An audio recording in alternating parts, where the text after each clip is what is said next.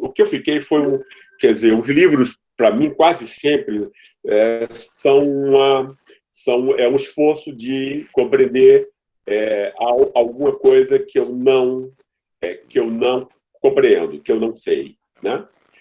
E isso foi exatamente, quer dizer, alguns outros são para, enfim, para você tentar reconstruir, enfim, ideias, etc., e expô-las eventualmente de um modo mais compreensível, como alguns dos meus livros mais recentes, mas normalmente é uma tentativa de você ir, né, de peito aberto, dizendo, olha, não, eu não entendo o que está acontecendo, o que diabo está acontecendo, como é que alguém como Bolsonaro pode ser eleito, né? Entende? Ou as pessoas ficaram loucas, etc.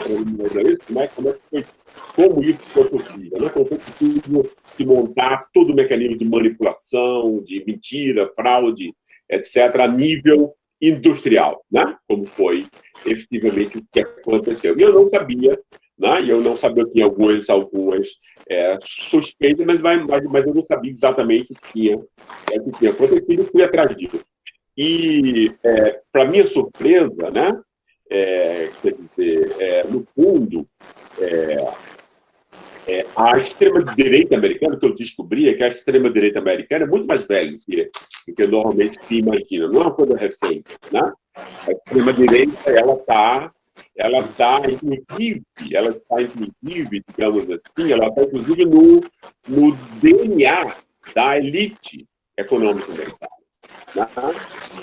Os Estados Unidos, a gente não pode esquecer, são um país, né, que foi moldado pela luta de classe, pela guerra aberta entre as classes. Né? Os Estados Unidos tinham no século XIX a classe trabalhadora, ao mesmo tempo mais numerosa, mais rebelde e mais rebelde do que o mundo inteiro. Né? Pouca gente sabe disso. Né? A gente fica imaginando que a França e tal, né, tomaram a terra, quer dizer, obviamente a França teve outras consequências, mas a classe trabalhadora americana, que não podia se sindicalizar, era perseguida, etc., impôs, né, o quê? De um modo muito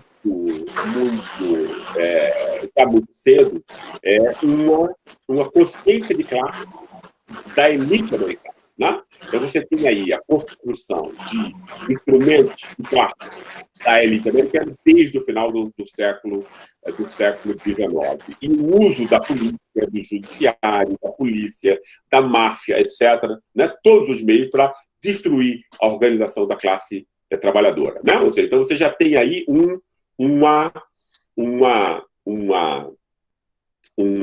digamos assim, uma orientação agressiva, guerreira, disposta a usar todos os métodos, né, na própria elite econômica americana desde o começo. Não houve, de algum modo, assim como houve em outros países europeus, uma mediação da política, uma mediação do Estado, etc. Era uma guerra aberta entre as duas classes. Né?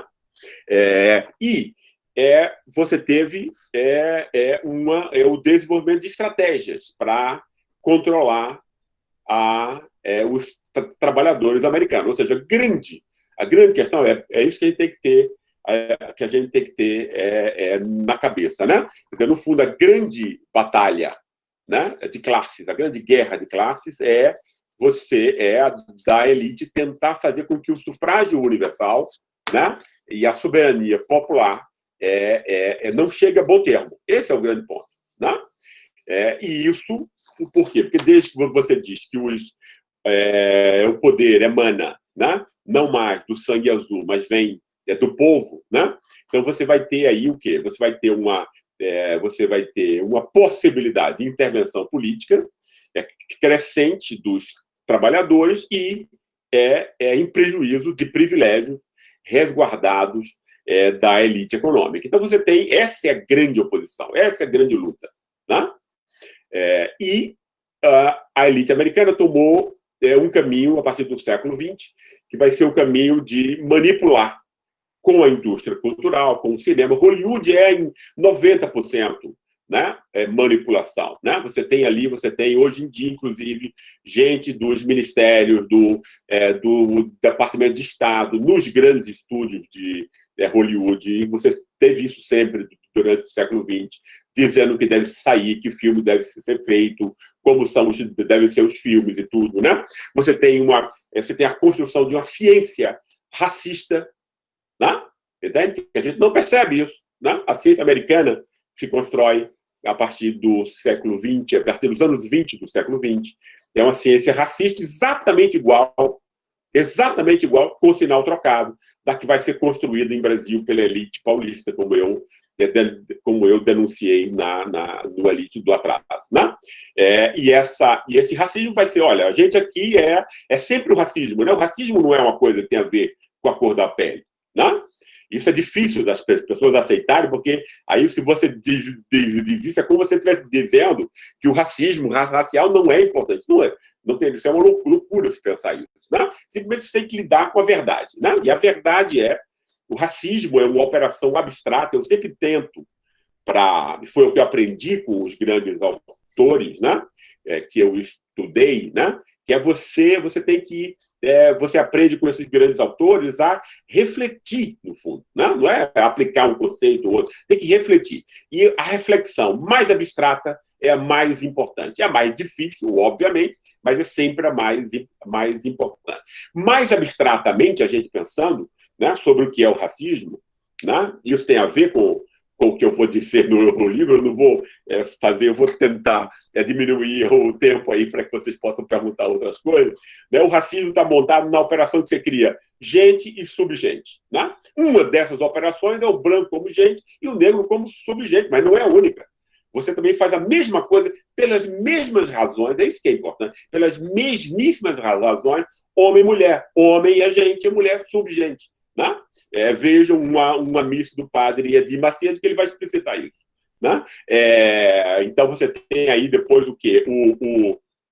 O cara que é das classes altas e ter acesso a conhecimento, estética, arte, etc., vai ser tratado como gente. E o cara que é pobre, né? No limiar, inclusive quem é abaixo da classe trabalhadora, vai ser tratado como subjente, a polícia vai poder matar, etc. Isso tudo não tem a ver com o que as pessoas têm na cabeça. Tem a ver com o comportamento real, como funciona a sociedade. Né? Então, o racismo está baseado na oposição espírito e corpo. Espírito é inteligência, como disse Kant, inteligência, é estética e a moralidade, especialmente a moralidade. Né? Então, quando você diz o subjente é o quê? É o cara que é só o corpo, né? Que são os negros, as mulheres, os latinos, os africanos, etc, etc. Né? Quer dizer, é claro que é uma construção absurda, mas, enfim, é percebido como corpo, como afeto, como sexo, né? Como agressividade, etc. Como um animal, você animaliza. Né? Para você, o racismo é a animalização do outro. Né? E a humanização, a divinização de quem é superior. Né? Os Estados Unidos montaram uma ciência que vai dizer essa bobagem para todo mundo no mundo, e o mundo inteiro vai acreditar nisso. Todos os filmes vão ser feitos a partir disso, toda a imprensa vai repetir a mesma história, etc. E vai dizer os Estados Unidos é o povo do povo honesto, protestante ascético, etc, etc. E o brasileiro, latino, ladrão, corrupto, etc, etc. O tema da corrupção é muito importante, porque é a dimensão moral, que é a mais importante do espírito. Né? E os americanos vão usar isso para dominar sua própria classe trabalhadora e depois dominar o mundo inteiro a partir disso. Legitimar sua dominação. Ninguém domina economicamente sem legitimar essa dominação. Ou seja, o que é legitimar? É você fazer com que o oprimido, né, acredite naquilo, acredite que ele é inferior, menor. Né? Quer dizer, eu acho que em nenhum país os Estados Unidos conseguiram isso com tanto sucesso quanto o Brasil. Né? A terra vira-lata, né, que se acha mesmo escrava, menor, etc., corrupta e tal. Né? Isso foi conquistado, né, no que você vai chamar, e eu pus no livro, como fábrica do consentimento. Né? Você vai tentar transformar qual é o projeto da elite americana? Transformar esse trabalhador engajado, fazer mais de 1000 greves ao ano, etc., num cara que seja acomodado e mero consumidor. Né? E ele vai fazer isso. Roosevelt vai ser o cara que vai, evidentemente, ser uma coisa importante nisso. Ele vai separar uma elite uma elite industrial, etc., de uma elite mais reacionária. Depois da morte de Roosevelt, em 71, né, aí você tem a renovação de um pensamento de extrema-direita americana. Powell vai ser o grande cara disso, um ex-advogado da Philip Morris, que vai ser nomeado depois por Nixon juiz da Suprema Corte Americana, e Powell vai dizer o quê? Ele vai dizer, olha, o nosso inimigo não é mais o comunismo, não é mais o sindicalismo dos operários, não é mais a esquerda. Né? Quem é o inimigo agora? O inimigo agora é o consenso democrático. Né? Que é o consenso democrático? Todas as ideias, né, que foram construídas nos últimos 200 e 300 anos, que falam de direitos individuais, de proteção ao meio ambiente, igualdade para as mulheres, igualdade para a minoria. Né? Todo o processo de aprendizado no Ocidente, depois teve relações com o mundo todo, é o que esse pessoal quer destruir. Né? Como eles destruíram isso? Dominaram Harvard, etc., todas as grandes universidades americanas, compraram essas universidades, né? Compraram professores, né? E mudaram a forma como o direito, a economia, a política, todos os temas eram abordados na esfera pública americana. Né? É isso que a extrema-direita faz. Né? Né? Isso vai se casar com o quê? Com a dominação do capitalismo financeiro, que é invisível para as pessoas. As pessoas não sabem como elas são roubadas, nem exploradas nisso. Né? Eu não vou ficar dizendo aqui, porque Paulo Guedes resumiu isso melhor do que eu poderia ter resumido quando ele diz que 200 mil bilhões são feitos de imbecis por 6 bancos. Atrás desses 6 bancos está todo o agronegócio, indústria, comércio, etc. Né? Usando uma taxa de juros 11 vezes maior do que a da França, sem nenhum motivo para isso, né? Nenhum motivo racional. É simplesmente um roubo, é um assalto. Quem rouba é a elite, né? Essa elite cínica, que é quem está por trás de Bolsonaro na realidade. Né? Bannon vai ser um cara importante, porque Bannon vai utilizar todo esse tema da extrema-direita, adaptando-a, né? Adaptando os métodos às novas possibilidades abertas de manipulação pelas redes sociais. Esse é o ponto principal, né? E aí, então, o ponto é você pegar o ódio e o ressentimento de pessoas que não sabem por que estão ficando mais pobres, por que não tem mais futuro, né? E usar o racismo, né? O racismo, e aí eu fazendo esse livro, compreendi muito melhor também como funciona o próprio racismo racial no Brasil e como ele, de algum modo, vai conduzir toda a luta de classes de um modo mascarado e desvirtuado entre nós. É mais ou menos isso que o livro trata. E, professor, no Elite do Atraso, o senhor, inclusive, vai dizer que a questão de classe no Brasil é muito menos uma questão econômica, né, e muito mais uma questão de uma construção identitária. Né? E como é que o senhor lida com isso? Assim?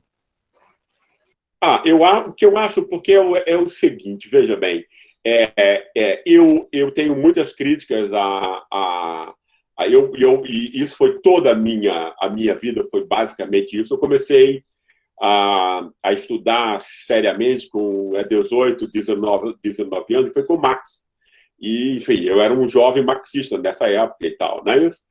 E depois eu compreendi, ainda tenho do Marx a noção de que a luta de classes é o aspecto mais importante, o aspecto, né, indubitavelmente, é o aspecto mais importante para você compreender todas as grandes questões sociais, mas essa luta de classe ela não é econômica e todos os fatores emotivos, afetivos, morais, simbólicos não são mera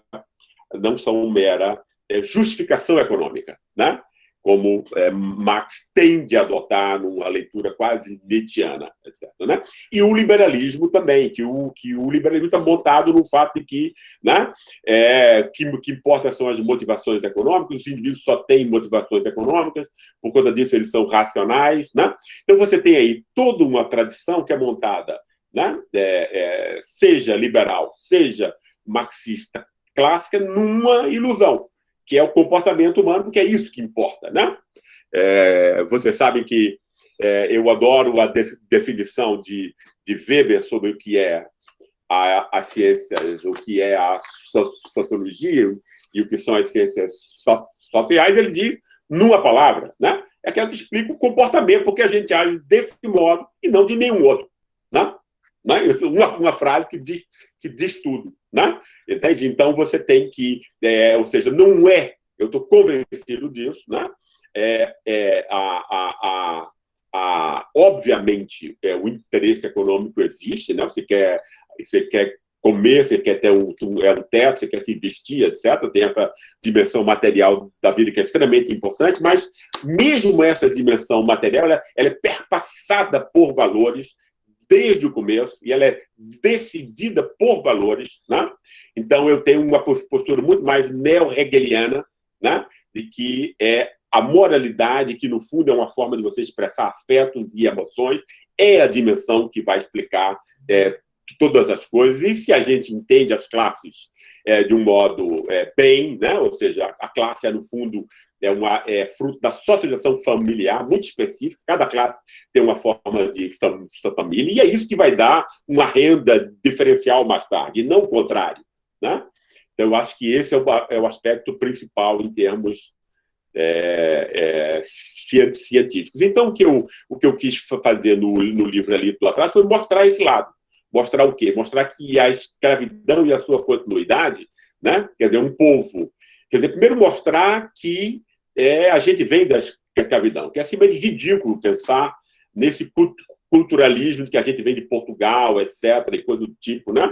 Isso eu não vou repetir aqui as coisas que eu já disse várias vezes, né? A gente vem de instituições, essas instituições que nos constrói, a família é o melhor exemplo, mas todas as outras também, escola, etc., trabalho e tal, né? Nós somos filhos, nós somos construídos por essas práticas institucionais, e também a humilhação, né? A humilhação é um prazer humano, né? É um prazer humano, ou seja, os seres humanos têm também, né? Buscam também a distinção, né? Uma dignidade que, se ela não for criticada e universalizada, como ela é em poucos países, como, por exemplo, um país como a Alemanha, né? Quer dizer, na maior parte dos outros países que eu conheço, né? A Inglaterra um pouco, talvez alguns países escandinavos pequenos, etc., né? Mas nos outros lugares, né? Essa noção de dignidade, ela é feita à custa do outro, ela é feita em cima do outro, ela é feita à custa da humilhação do outro, né? E a gente não pode negar que numa sociedade escravocrata isso está muito mais acentuado, né? Existe o quê? Existe um prazer sádico na humilhação, e você deixar o outro vulnerável e frágil para que você possa exercer o seu arbítrio, né? E o seu sadismo sobre ele. E eu acho que isso explica a história do Brasil mais que qualquer outra variável, né? Foi isso que eu quis tentar mostrar nesse livro.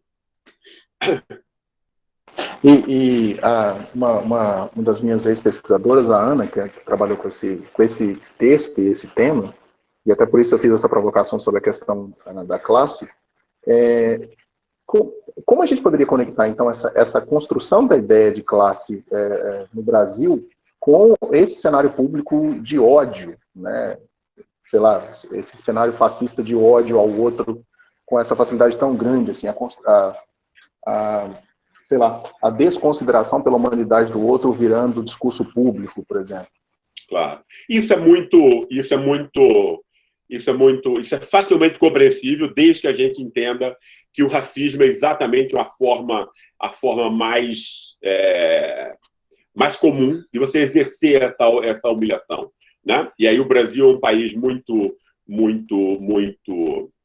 peculiar nisso, porque eventualmente é o país mais racista do mundo, né? E você não pode dizer que você é racista, né?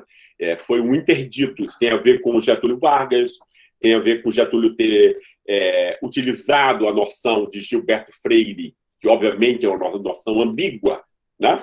Mas a noção de Freire de que o povo brasileiro é mestiço, que não tem nenhum problema em relação a isso, foi isso que Getúlio abraçou, né? Entende? E a elite paulistana criou uma ideia racista, que é muito pior do que essa ideia freiriana, que tinha sido acomodada por Getúlio, na propaganda de Getúlio, Leônidas da Silva como o primeiro grande herói negro, etc. Ele sabia que o povo era mestiço e negro, estava querendo ter uma grande nação industrial que tinha que integrar esse povo, né?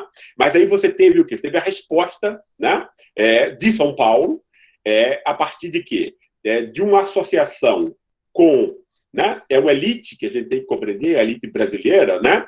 É uma elite do saque, é uma elite do curto prazo, ou seja, uma elite do campo, do agronegócio e do financismo. Né?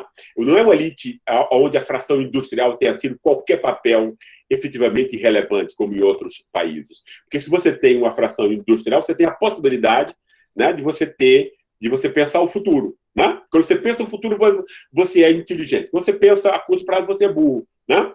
A nossa elite ela é má e burra, né? Porque ela só pensa no curto prazo. Né?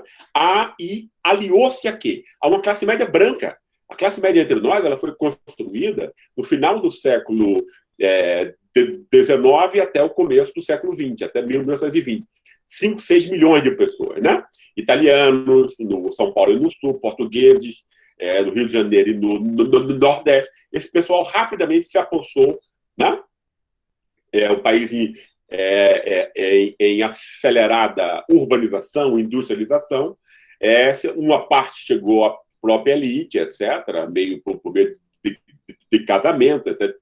E uma parte ficou também com os cargos da classe média. A classe média brasileira, a classe média real, né? Não essa boba que é montada a partir da renda, né? A classe média real, qual é o capital da classe média? O capital cultural, é o conhecimento válido, o conhecimento legítimo, que vai aplicado no mercado, no Estado e na esfera pública. Essa classe média é praticamente inteiramente branca, ela é 99% branca entre nós. Né?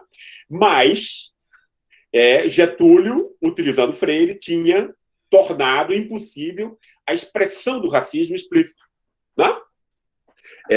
Então, como é que o racismo se expressa entre nós? Ele vai ter que se expressar como uma máscara, ele vai ter que ser expresso por interposta pessoa. Como é que ele vai ser expresso? Né? Ele vai ser expresso pelo tema da corrupção, que está só no Estado, que é uma ideia idiota, né? Entende? Porque aí ela serve para criminalizar Getúlio Vargas e depois, por extensão, todos os líderes populares que vão tentar, pelo voto, se assenhorar do aparelho de Estado. Por que essa ideia é idiota? Porque ela faz uma sociedade inteira de imbecil, não é isso? Porque o roubo da elite, a gente vê agora o serviço sujo prestado por Paulo Guedes, 1 trilhão e 200 bilhões para bancos que botaram no bolso. Esses caras botaram o dinheiro no bolso. Só no bolso. Isso é roubo. Né? Ninguém chama isso de roubo. Por que ninguém chama isso de roubo? Porque essa elite também comprou todas as televisões, toda a imprensa, não é isso? Né? E que mentem. Né? Então você tem um contexto aí de invisibilização, né? Do roubo real, que é essa elite que faz. E é um roubo legalizado, nesse caso, né? Enfim, mas tem um roubo ilegal também, de você evadir renda para o imposto de renda para o exterior. E se você for comparar isso com o roubo que é feito na política, que obviamente tem que ser perseguido, tem que ser cuidado, é um roubo 400 mil vezes maior. Se uma sociedade dá importância, porque dinheiro é quantidade, dá importância a um roubo que é 400 mil vezes, né? E não é menos do que isso, né? Menor. Porque ela foi feita de imbecil, não é isso? Então você usa aí o moralismo da classe média branca e da elite. A elite quer o Estado para roubar e a classe média branca quer garantir os seus privilégios educacionais. Ter universidade pública só para ela, etc, etc. Esse é o acordo elitista montado pela elite de São Paulo a partir de 1930, em oposição a Vargas e depois a qualquer outro líder popular. Por que eu digo que isso é racismo? Olha, porque é a forma de você jamais permitir racismo de classe e raça. É a forma de você jamais permitir a integração, que era o que Getúlio queria ter feito, né? De negros e pobres. Né? Jamais. Toda vez que isso acontece, tem um golpe de Estado sobre o tema da é corrupção. Que a classe média não tem, não se incomoda, né? De modo algum, mas é de modo algum, né? Não é um pouco, não. Né? É uma mentira completa, 100%. Com a corrupção, a gente pode usar, como cientista social, né? Os métodos de prova da sociologia, que não pode pôr as coisas no microscópio, mas que pode sopesar, né? Sopesar fenômenos sociais de igual intensidade e observar a reação, o comportamento, que é o que importa. O que as pessoas têm na cabeça, normalmente é bobagem, né? Legitimação da própria vida, claro, tem algumas assunções pragmáticas sobre como o mundo funciona, isso permite reproduzir a vida, e depois a mentira que a imprensa põe na cabeça. Normalmente são ilusões, justificação da própria vida, o que importa é o comportamento. Né? É o comportamento. O que as pessoas dizem no instante de entrevista é importante psicanaliticamente, né? Para a gente perceber o que é que ela não quer dizer, quais são as imprecisões, quais são as contradições, né? Mas só o que importa é o comportamento. Se você pega o que a classe média fez, né? Você compara milhões de pessoas brancas, que eram brancas e bem pagas, que saíram às ruas, né? Entende? E compara depois com a roubalheira das malas de Aécio e Temer, né? Entende? Eram os caras, eram Lula e Dilma, no caso, né? Líderes das classes populares na ocasião, e Aécio e Temer, ou seja, o candidato e o presidente dos partidos conservadores. Né? Lá, uma corrupção que todo mundo ouviu, né? A mala, para que era e tudo, assassinatos e não sei o que tal. Não saiu ninguém à rua. Né? Não saiu ninguém à rua. 2 fatos, né? Equivalentes, né? Percebe? Com uma leitura, com um comportamento completamente... Ou seja, a única coisa que um sociólogo pode... Coisa que a classe média, no fundo, né? Entende? Não dá a menor importância para isso que ela diz que dá importância. Seja, então, esse comportamento está recobrindo outra coisa. Está recobrindo o quê? O racismo de classe e raça, né? De uma classe média branca, né? Entende? Branca, que se comporta como os belgas no Congo, né? Belgas no Congo, odiando e desprezando o próprio povo, né? Entende? E o que o Bolsonaro fez foi unir os 2 racismos brasileiros, porque o nosso racismo ele é segmentado, né? Tem esse racismo dos ricos contra os pobres e tem o racismo entre os pobres, né? Porque primeiro a gente tem também o lixo branco, né? Que é um cara que... O lixo branco é Bolsonaro, né? Quer dizer, o lixo branco, como vocês sabem, aquele americano é o que ficou consagrado, comparar o americano do Sul, que é um cara mais pobre, menos educado do que o americano do Norte. E que é o mais racista, por razões óbvias. Ele não tem mais nada, ele é igual ao negro, só tem a cor da pele, né? Entende? Como um mecanismo de extinção. Então, Bolsonaro é esse lixo branco. Ele, muita gente em São Paulo, no Sul, etc., né? Não chegou à classe média estabelecida, tem inveja da classe média por conta de... Sabe que, claro, foi oprimida também por essa classe média, que usa o seu título de doutor, etc., para humilhar, espezinhar. Então, tem ódio, tem ressentimento guardado, né? Não à toa esse pessoal apoia essa cruzada obscurantista de Bolsonaro contra a ciência, contra teatro, contra a arte, contra a universidade, contra tudo. Claro, né? Ele está usando aí, né? Ele usa os racismos, que é isso que o Bannon faz, né? Não entrega materialmente nada para as pessoas, como acontecia antes, né? O capitalismo anterior, industrial, ele manipulava o povo, ou seja, ele retirava o cidadão para entrar o consumidor, ele entregava alguma coisa, entregava cargos, etc. E tal, as pessoas tinham um bom nível de renda, não é isso? Mas agora o esquema o que é? Não precisa entregar nada, né? Não precisa entregar coisa nenhuma, não entrega dinheiro, não entrega estudo, não entrega casa, não entrega nada material. Você fica unindo, você fica jogando com as paixões e com os ódios, né? E na classe pobre, então você tem essa mistura do lixo branco e do evangélico, né? Porque o evangélico ele também assim, tem uma coisa positiva que é preciso compreender, né, nas igrejas evangélicas, que ela ela pega um povo que é oprimido, né? É tripudiado, né? Enfim, assassinado, perseguido, etc., e diz que ele que é filho de Jesus. Então, alguém se importa com ele. Não é isso? Ele ganha um mínimo de autoestima que ele pode ir para o trabalho, etc., etc. Abandona o álcool, tal. Só que os caras montaram um projeto em cima disso, né? Vamos agora manipular e tirar tudo desse cara. Não é só economicamente, não é só o dízimo. Vamos controlar a cabeça dele, a vida dele. E aí, daí, como é que você controla a vida das pessoas? Você controla a sua vida íntima, né? Especialmente a sua sexualidade. Né? Daí a importância disso, dessa oposição heterossexual, homossexual, homem, mulher, vai criando inimigos aí, né? Porque aí você vai, né, atribuindo uma distinção artificialmente construída para esse pobre honesto, homem de bem, que vai ser o evangélico, né? E o delinquente, né, que vai ser não Paulo Guedes e a sua turma, né, que rouba trilhões, mas vai ser o cara que tem um baseado no bolso, né? Entende? Quer dizer, ou seja, construído. E se for negro, ele vai ficar 11 anos preso.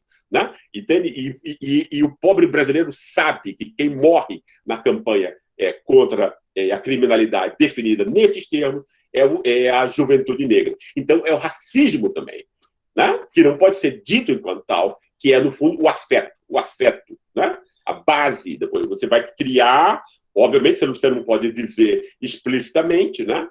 Você vai matar negros, mas aí você pode dizer que você está combatendo a criminalidade. Com quem você está combatendo essa criminalidade? Com os reais criminosos, que são os milicianos, policiais, etc., que vão estar explorando esse mesmo povo, né?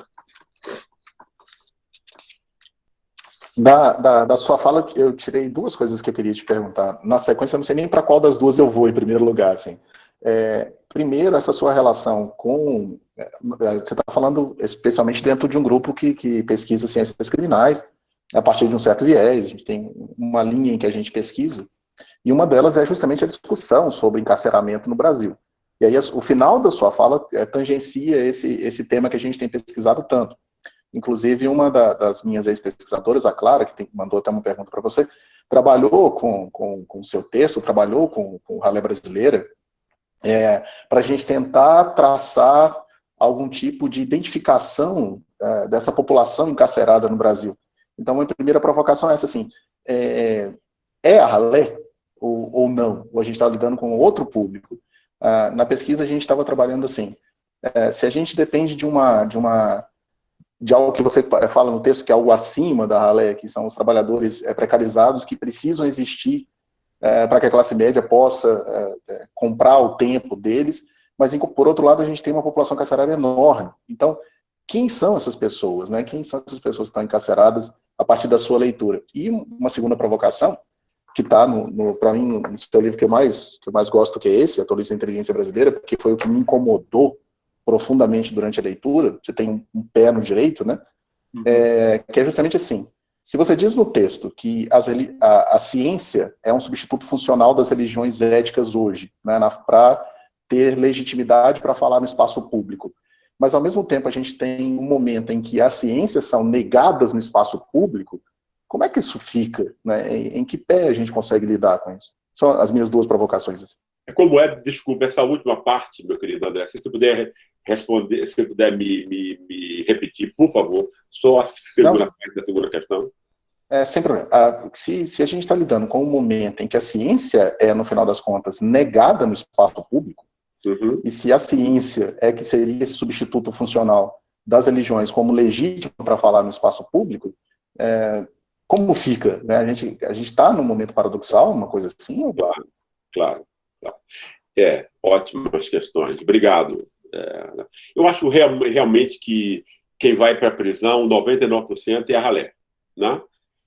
E a ralé tem cor também. Né? Mais de 90% da ralé é negra ou mestiça. Ou seja, gente que em qualquer lugar do mundo enfim, seria percebido como negro. Né?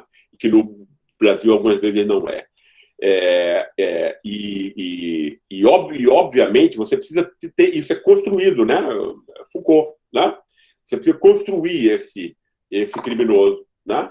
Entende? Você precisa construir você precisa tornar o grande dispositivo do poder, ele se tornar invisível. Então, você tem que esconder o crime real, né? É a elite que faz, e você tem que criar crimes. Daí a coisa da guerra contra drogas, né?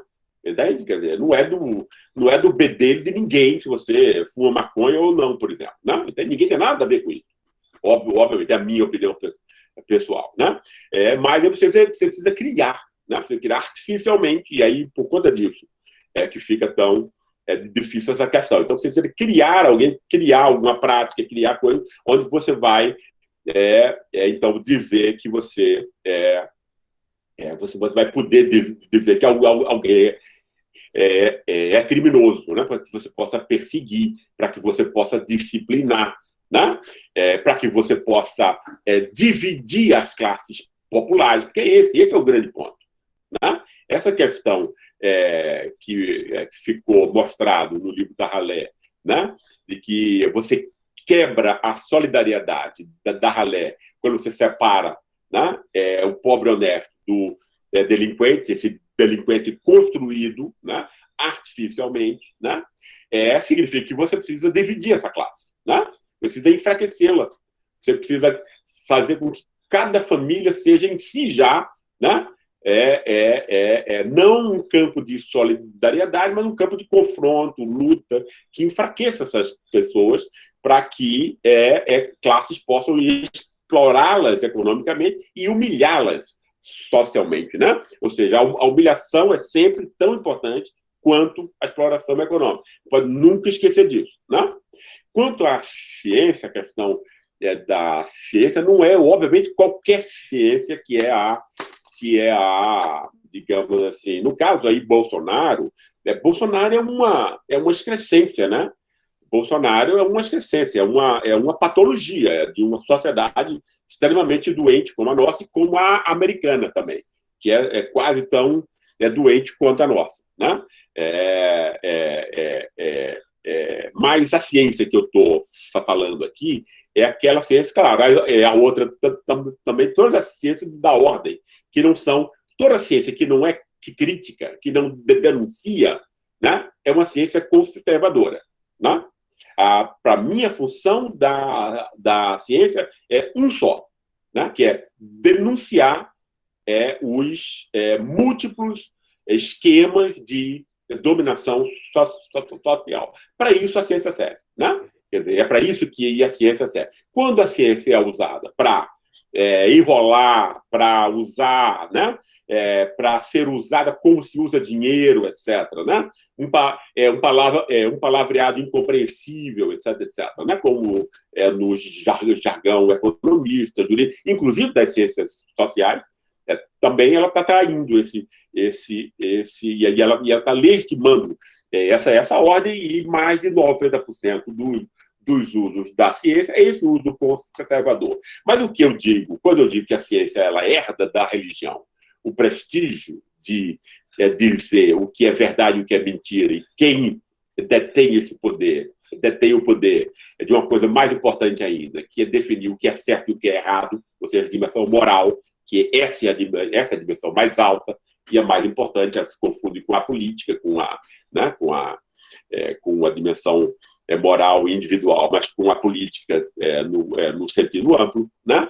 Você tem o quê? Você tem essa mescla de ciência com mito nacional. Né? É o mito nacional que vai substituir as grandes religiões mundiais. Né?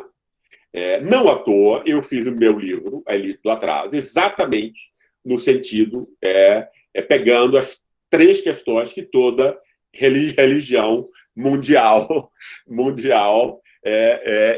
teve que enfrentar, como eu tinha aprendido com o Weber. Né? O que as religiões dão para as pessoas? Né? Ela é, obviamente, também um instrumento de legitimar a dominação econômica, social, etc., mas ela dá o quê? Ela tem que explicar algo que as pessoas precisam, o interesse ideal em compreender o mundo. Todos nós precisamos disso, senão a gente enlouquece. Né? Então, como é que você compreende o mundo? Você tem que dizer a origem dele, né? De onde ele vem, né? Você tem que explicar o presente, ou seja, quem nós somos, e você tem que explicar o futuro, inclusive, tem que antecipar o futuro, aonde o que a gente provavelmente vai ser. Né? Eu tinha visto que tanto Gilberto Freire quanto Sérgio Buarque, né? Quer dizer, Freire é o cara que vai criar o Brasil espiritualmente, mas Sérgio Buarque é que vai ser. Né? É muito engraçado porque a força econômica de São Paulo conseguiu pôr Sérgio Buarque como cara mais avançado do que o Freire, quando é exatamente o contrário. Né? Quer dizer, no fundo, o Sérgio Buarque vai usar as mesmas coisas pré-científicas de Freire para montar, né, um esquema que é racista, no fundo. Né? Vai servir ao racismo. Né? Entende? Quer dizer, que vai ser o esquema desse que eu já havia tocado antes. Quando eu tentei fazer a elite do atraso para me contrapor a isso, eu disse, então eu preciso reconstruir isso tudo. Né? Eu tenho que pôr uma nova origem, que não é em Portugal, como Freire, Buarque, enfim, o pessoal põe. Né? Então, você tem que pôr aqui, que é a escravidão, que não tinha em Portugal. Né? Você tem que explicar o mundo presente, você tem que dizer aonde provavelmente as coisas vão. Quer dizer, o meu sentido aí era muito consciente, né? em criar um mito nacional, né? Científico, né? Entende? Né? Que pudesse ser uma contraposição, se esse é o mito das elites, que tira a onda, que é crítico, né? Que toda a esquerda obedece, no fundo, né? Entende? Quer dizer, você nunca teve um pensamento da esquerda, embora tenha tido muita gente importante e inteligente, como, por exemplo, o Florestan, que é um cara que me influenciou bastante, etc. Você nunca tinha tido um mito, uma construção da brasilidade, portanto, a partir dos oprimidos. Foi essa a função que eu quis, enfim, que eu tentei fazer nesse livro. Né? E aí, no caso, você tem o mito nacional, ele vai dar para as pessoas no contexto secular o que elas tinham no mundo religioso. Né? Então, a ciência, no fundo, toda a forma como o alemão se pensa, como o americano se pensa, como o brasileiro se pensa, não é mais religioso. Ele é produzido pela ciência, mas no fundo, né, uma forma conservadora, né, entende? Que fazendo, no fundo, né, produzindo a mesma legitimação das relações sociais que a antiga religião fazia. Né? É nesse sentido que eu vejo que a ciência, enfim, ela herda da religião essa tarefa, né, de dar sentido ao mundo para as pessoas. Né? O que, obviamente, completamente falso, porque o sentido não é nacional, existe uma coisa aí enfim, que o capitalismo ele vai exigir exatamente pela exportação de instituições para todos os rincões do globo um tipo humano que é muito próximo. Claro que vai ter uma tradição diferente em cada lugar, né? Mas a produção do indivíduo ela vai ser, né, em uma medida muito próxima. Né? Mas você tem que rejeitar isso, inclusive, porque senão você não vai ter o racismo operando. Né? Entende? Você não vai ter o racismo que diz, olha, como usa todo americano e todo europeu acha, né? Hoje em dia, seja ele racista ou não, né? Que o latino-americano, africano, asiático é um tipo inferior. Todo mundo acha isso. Né? O racismo está em todo mundo. Né? Você pode tentar controlar isso, né? Ficar distante, ter o controle. Não é isso? Quando você inventa coisas de politicamente correto e tal, você está tentando criar uma distância em relação ao seu próprio racismo, que no mesmo movimento comprova o próprio racismo que você sente. Né? Então, ninguém está infenso a isso. Né? Nós todos somos perpassados por isso. Né? Então, você tem esse... Enfim, é isso aí. Eu não vou mais entrar nisso, porque senão a questão fica muito longa. Não tem problema, a gente está adorando. Eu vou juntar em três questões, né, feitas aqui por três pesquisadores do grupo, a Aline, a Ana Karina e o Alex, que gravitam mais ou menos a mesma ideia. que é um papel das mídias ou das imprensas na formação desse estado de coisas, de ódio no espaço público no Brasil. A Ana, inclusive, a Ana Karina, cita um Twitter seu, em que você fala de uma entrevista que o Bonner deu para o Bial e a questão da construção desse estado de coisas, inclusive pela grande imprensa. Né? Então, a questão é mais ou menos essa, assim, qual foi o papel e qual tem sido o papel da grande imprensa nessa construção de estado de coisas na esfera pública no Brasil, e essa meio que, sei lá, uma tomada de consciência, não sei se é isso exatamente, de determinados setores de que são, que foram eles que chocaram o ovo da serpente, mas que a serpente está chocada. Né? Então, acho que é mais ou menos por aí, assim. E a Ana, inclusive, chama a atenção, assim, para a questão das redes sociais se transformarem também em um espaço de escracho dessas pessoas que contribuíram para esse estado de coisas. Aí eu acho que é uma coisa...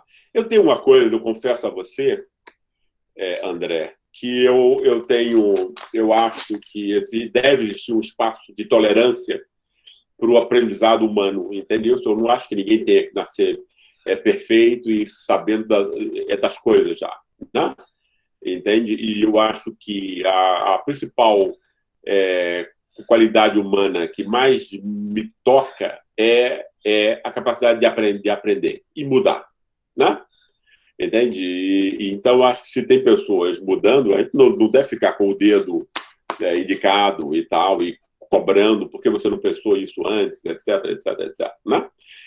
Então, eu acho que enfim, um pouquinho mais de tolerância é importante, que não implica de pessoas que a gente sabe que é uma coisa oportunista, né, de que se faça uma crítica corajosa.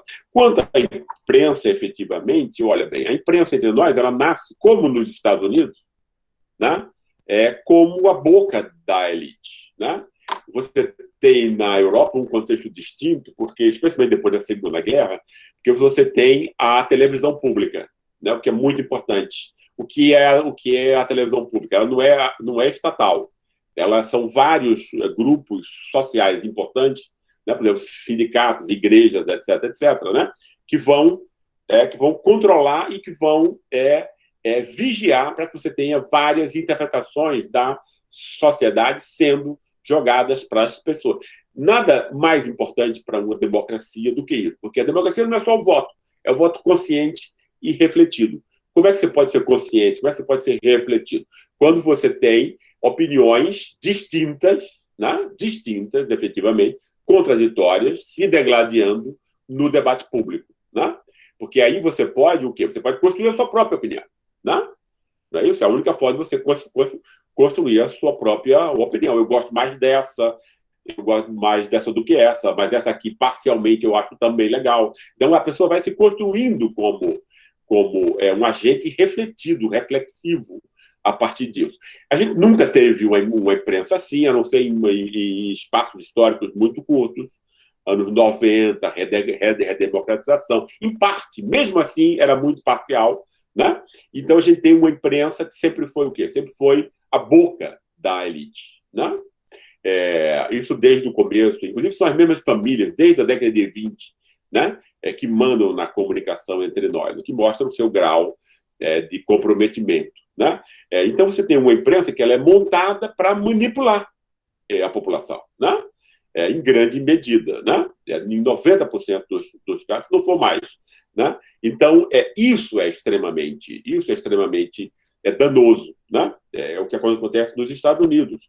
Também o pessoal interpreta a imprensa como um negócio, entre outros. Né? É mais um negócio, igual a fabricar carro, igual a fabricar roupa, mas não é igual a fabricar carro. Não é igual a fabricar roupa, é o contrário do que isso. Né?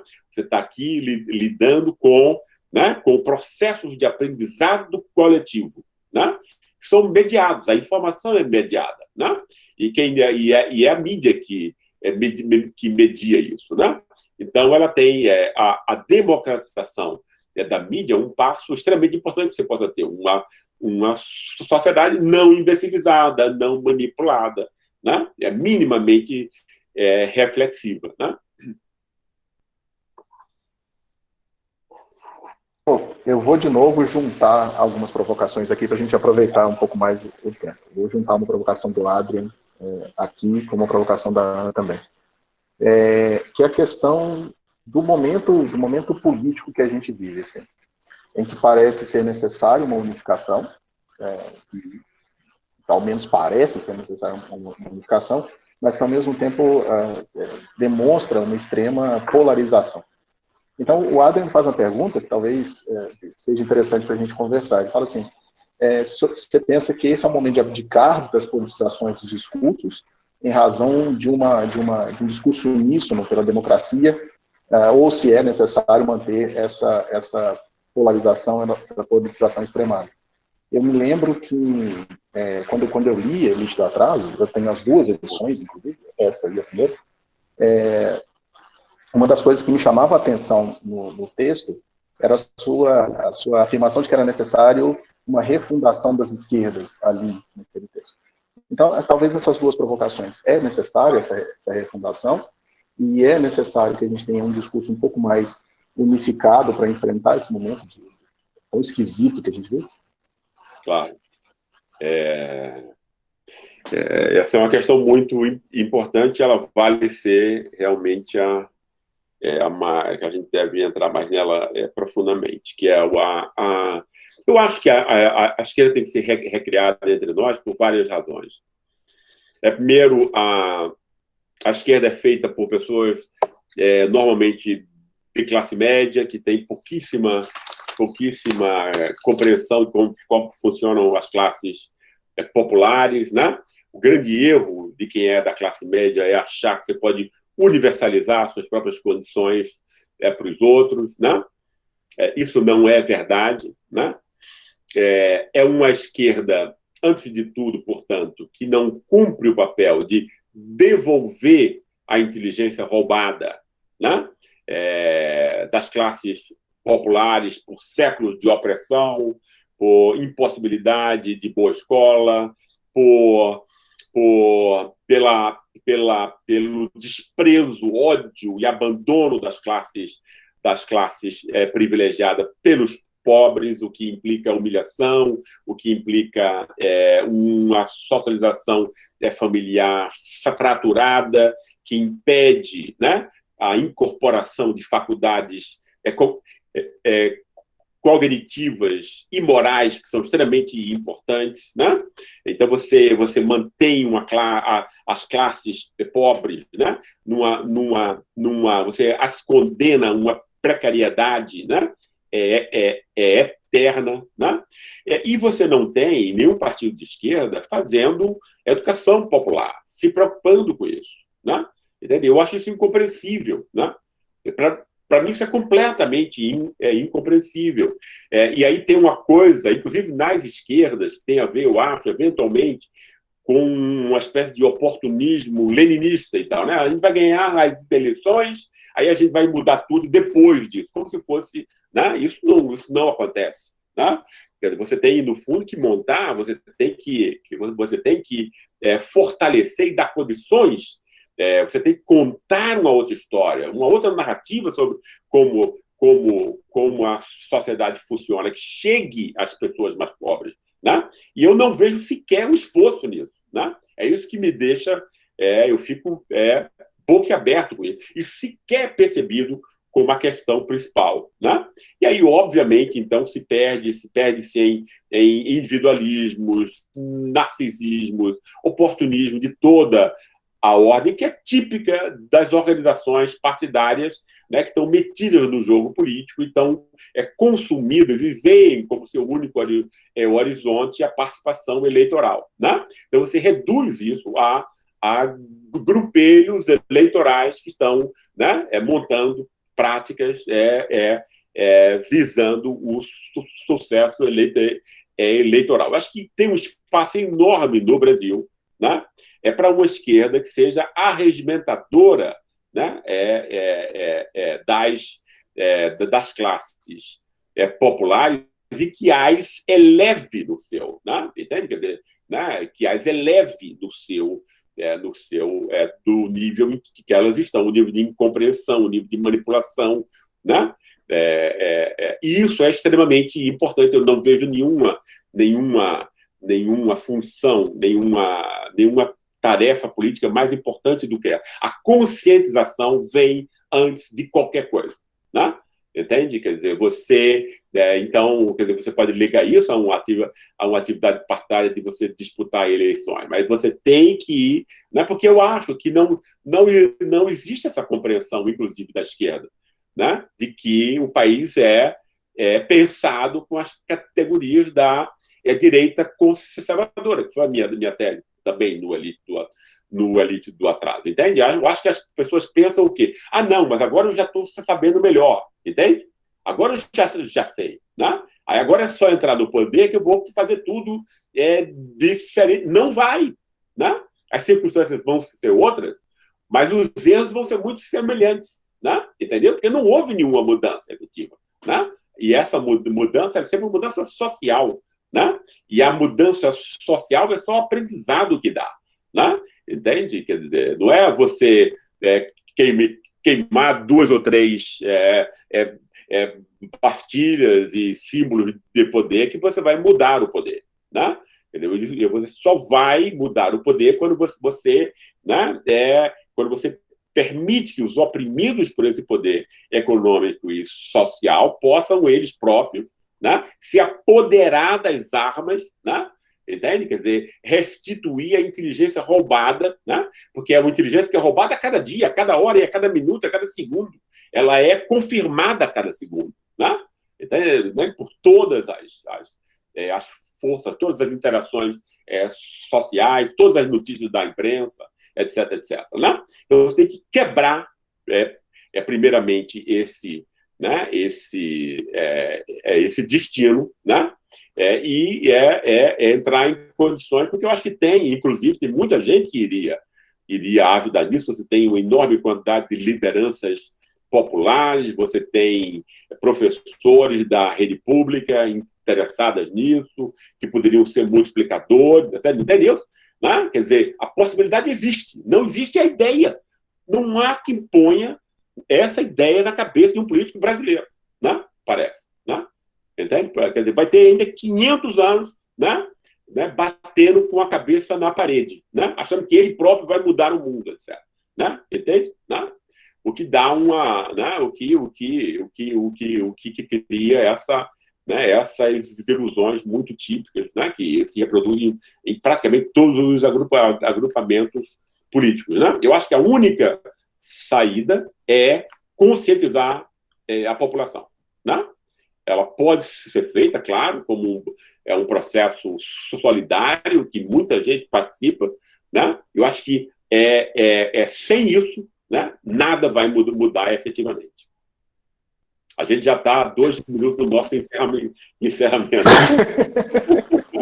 Eu tinha mais, pelo menos umas 2 dúzias de perguntas, já certo. Tá, então eu vou te fazer 2 aí, você me diz como você quer. Né? Tem algumas pessoas que fizeram até algumas perguntas aí no chat, não sei se você consegue ver aí, mas eu vou fazer 2 últimas provocações, então. A primeira é, no espelho, o que a classe média viu? E a segunda, a gente conversou a gente teve um outro convidado aqui nas semanas anteriores, e a gente estava conversando sobre o papel da universidade pública no espaço público atual. E ele dizia, entre outras coisas, que nós, professores de universidade pública, não somos, em última análise, agentes políticos né, capazes de, na esfera pública, tomar o lugar dos agentes políticos. Né? Então, essas são as minhas 2 provocações. Assim, qual é o papel da universidade pública e de nós? Você também é professor de universidade pública no Brasil, né? Qual é o papel da gente nisso, né? E o que a classe média viu no espelho? Tá. Eu acho que com a questão da universidade, veja bem, eu acho o conhecimento uma força tão revolucionária, né?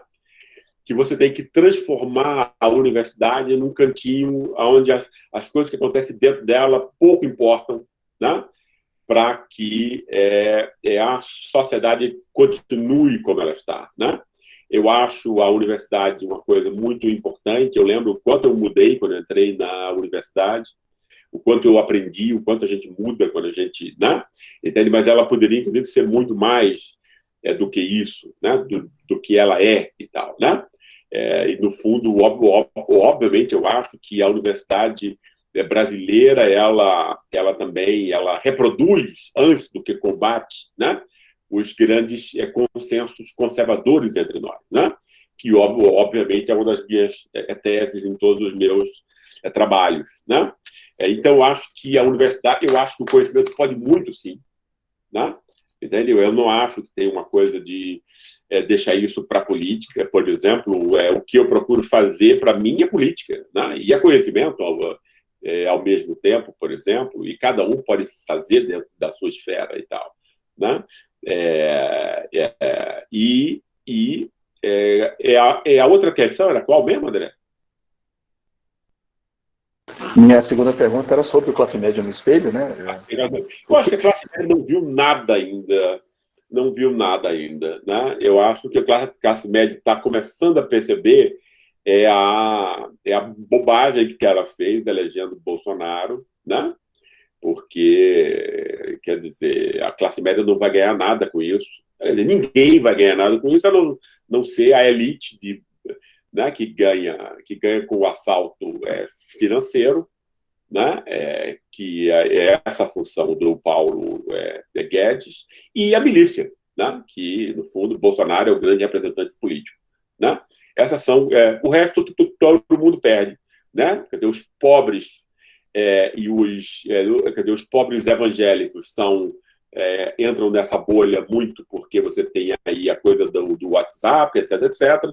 Você tem também na classe social, né?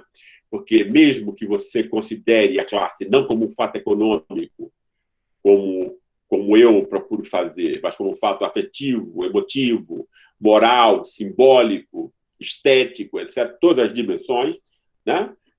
Juntas, mas mesmo que você considere a classe assim, no máximo, você consegue compreender 70%, 80% do comportamento dos indivíduos né, dessa classe. Você vai ter sempre as pessoas que vão sobrepujar essa classe para o bem, vão ser mais conscientes, mais empáticas, etc, etc.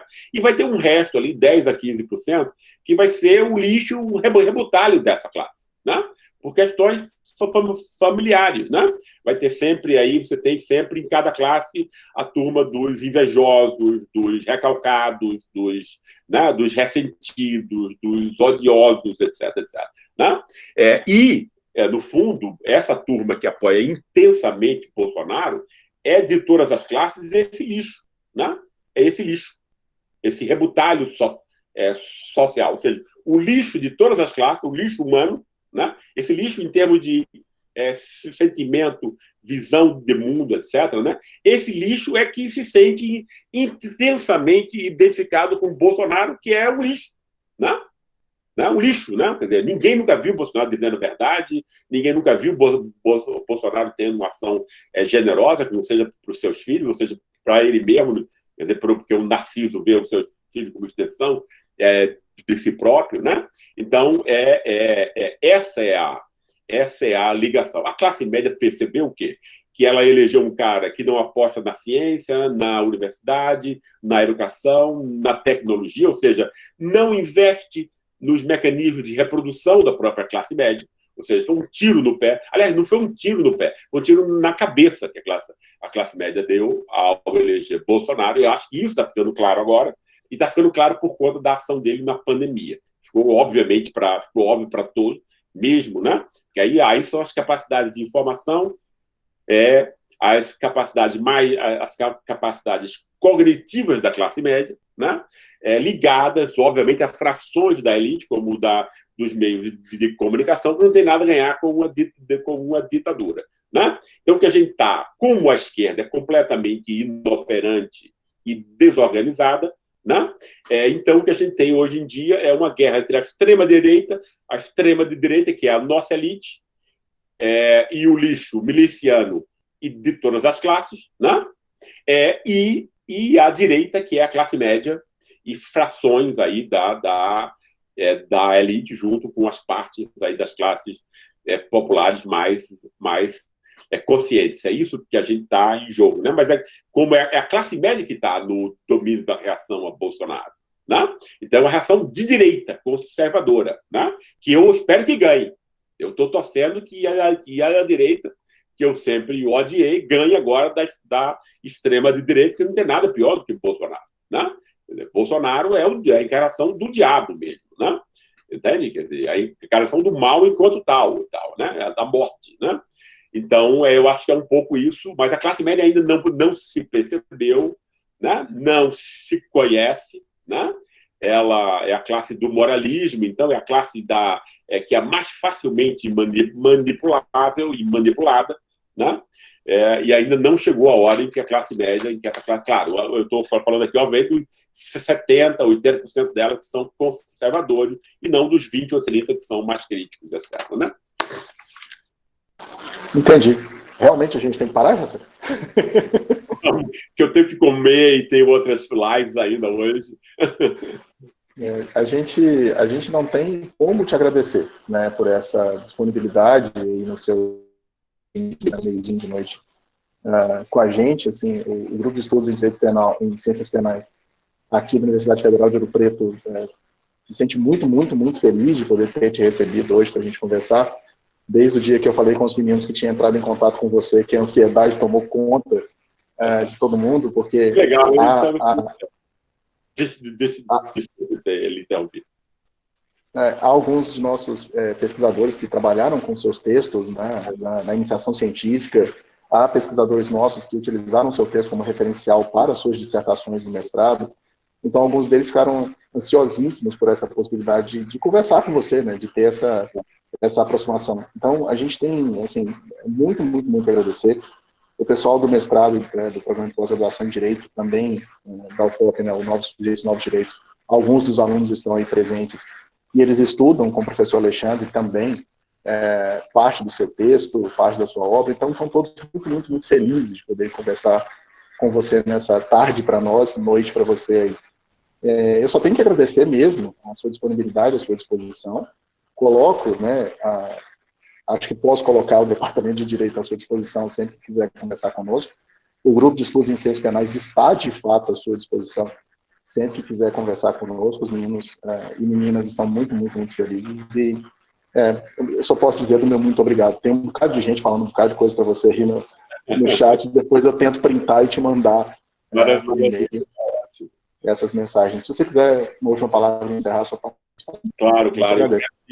Eu queria agradecer o seu convite, André, e lhe dar parabéns pelo trabalho. Esse trabalho com os alunos é a coisa mais gratificante, eu acho, de nossa vida como professor universitário, né? E muito interessante que você ponha isso dentro de um sentido mais crítico e tudo. Eu queria lhe parabenizar por conta disso e queria deixar um abraço aqui para cada estudante aqui, né? Quer dizer, o meu obrigado por vocês terem ficado aí até o final e desejando efetivamente o melhor para cada um de vocês. E um grande abraço, né? Para cada um e para cada uma. Eu que agradeço, José. Muito, muito obrigado mesmo. Tá? Se quiser se desconectar, só apertar o botãozinho. Até mais. Muito obrigado mesmo. Pessoas, eu tenho só alguns recados para dar para a gente finalizar a nossa atividade. Eu espero que todos tenham tido uma tarde boa na nossa companhia, na companhia do professor Gessé. Acho que valeu muito a pena a gente poder conversar com ele. E queria lembrar os senhores que amanhã, às 19 horas, a gente vai receber o Orlando Zacconi, né? O link já está divulgado no Instagram do Grupo de Estudos em Ciências Penais. Então, queria muito contar com a presença de vocês também amanhã. E mais para frente a gente tem outras atividades. No dia 19 a gente vai conversar com os Carlos Valuar, também seria muito legal que vocês pudessem comparecer. Agradecer demais a presença dos meus colegas professores, né? Tati, Bruno, Léo. Se eu esquecer alguém, me perdoe, tá? Tá difícil controlar um monte de coisa aqui ao mesmo tempo, mas agradecer demais a presença de todos. Agradecer muito a presença da galera também da graduação, da pós-graduação, meus meninos e meninas do Grupo de Estudos em Ciências Penais por essa tarde sensacional. Tá? Então, Se puderem, voltem por aqui amanhã. Amanhã a gente vai estar conversando com o Zacone, amanhã às 19 horas. Por favor, quem não preencheu o formulário para envio do certificado, preencha, por favor, porque é a forma que a gente tem de controle, né, da nossa atividade aqui, e é também uma exigência para o departamento. Tá? Agradeço demais a todos, né? Tenham todos um excelente resto de tarde.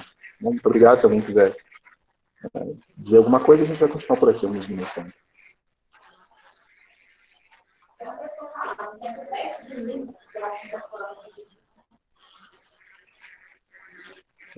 Quer ver? Quem é Marlene? De onde? Coronel Fabriciano, Centro Universitário do Leste de Minas. Obrigado, Marlene. Professora Karine, muito obrigado também, tá? Obrigado pela presença aqui entre nós.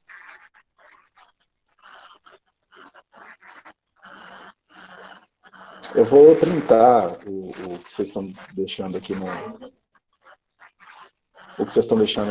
chat e vou mandar para o Gessé, eventualmente se ele quiser responder alguma coisa assim. Bom? Não se esqueçam de preencher lá o formulário. Eu vou parar de gravar porque chega também de gravar, né?